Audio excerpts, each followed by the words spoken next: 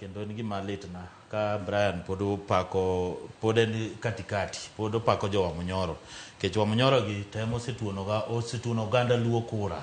gise ne ginyiso kata jakomno rwak woche magidwak idho go milima to milima no en opoth koro ngat ma pako milima en ngama wirach nyisi ingeni samukoso rugi ngat ji duto gin jo Kenya jatend piny wacho ni ber ka ji riwore ka ji to riwore jo Kenya riwore te ingeni an gimoro okadwa gimoro mwacho ni kwan ni koro milima kosedhi ni koro pod wang'iyo ni kwadwa ni wakonyu magi ago komoko adwa nikech jomulima gi ingeni negi underrate Ruto negi kawo Ruto ka ng'amoro negi no ng'ane wanyalo keto nyalo paro ndalo Moi mane ka modho gino wacho ni njonyo gino wacho ni waketo ng'ane ka wadhi gole after 2 weeks jogi nicho Ruto kawo kura ka kawo telo kaka ker to gina nigi dwa gole mana immediately mane meno kana jenzi wuok mo owango parliament gik moko lich to Ruto golo press kucho owuoyo gi jopiny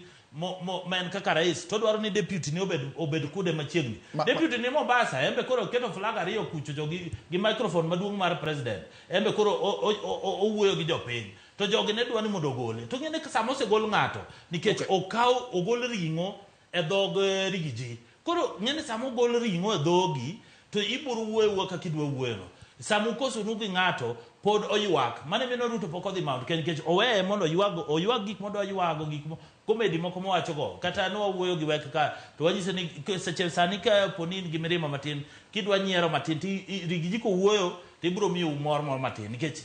nyako wach gik moko nikech en gi mirima cha to gima nenore nikech ineno ka deputy president Kindiki ne ni Meru ne Embu sani ne Nyeri o launch project gima sani wa focus ntie gik manon jo promise jo piny wadatimo na jo piny but wan kaka joluo gi jo chak wan jirani wan jo muwuok kamoro achiel wan onge ng'ato gi shida mane meno ndalo mane jakom riwore gi Uhuru Kenyatta niluongo waga no my brother no miwa kata mana ministry onge ministry mano miwa sani kane Ruto wabira ni miluongo ni broad based government to nano ka sani wan gi ministry di to ada nyiso Brian weke nikech samoro kegi matimore ODM kata okada we elo ODM lakini gimachalo weke to gi Edwin Sifuna gin gimoro achiel nikech weke advisor mar Edwin Sifuna but gimang'eyo mano waonge chieng' ere tas mar ndiko gimang'eyo ni sama jakom omosore gi ker William Ruto Machung'wa nosekawo kete wheelbarrow osekan ikulu mano ni state house koro jogi Brian weke gino kiani Machung'wa no nikanye gin ginyalo wuoyo lakini ono gipen nyongo ono gipen Gladys Wanga jono kuma Machung'wa ni wacho no kilwelo okiwe ODM joluo te ni serikal onge joluo ma onge serikal koro kawa ka onge serikal tena wacho na onge serikal Omullo ni wacho no kiwelo onge serikal okay iparo ni gik maweke wacho ni gima sani jatend piny winjo bed ni kete maino mare en golo reru mowuok Naivasha kani inland depot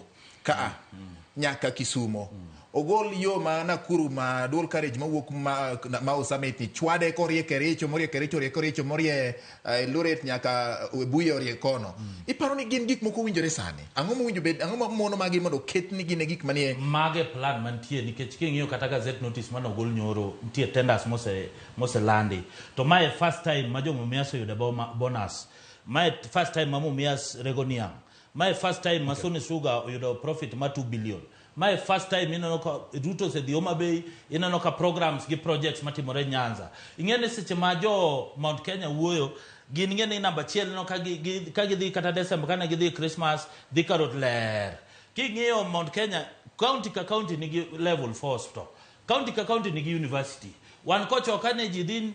Christmas inano kana Nakuru highway madhi nyaka kocha onge gimoro amora koro sani wan sani gimonego beno okonego beno wagodhowa wan dimbre wabed mamuol kanyathi akuru to wabed joma riek kanyathi thuol wang'eyo ni to ka ere kaka wanyalo chieme to ring'o ni wapogore apoga development madware Nyanza otimre kaka dwarore koro mbele kucho kupo ni wasetimo gigi makero no development to mano koro wabo decide ka weke dwa support wa Munyoro onge shida to this is the first time wadatero jogi gibede opposition maji wacho ni ji diga opposition for 50 years gimbe nyaka gibede bedo opposition ka po ni wigi dwa bedo matek to wapod nyiso ni this time round gi tuo gi mako ikwach wada tiyo kod ibok ber but ngeni problem ma wan go en jogi gidhi ginyiso rais ni jaluo oseluwi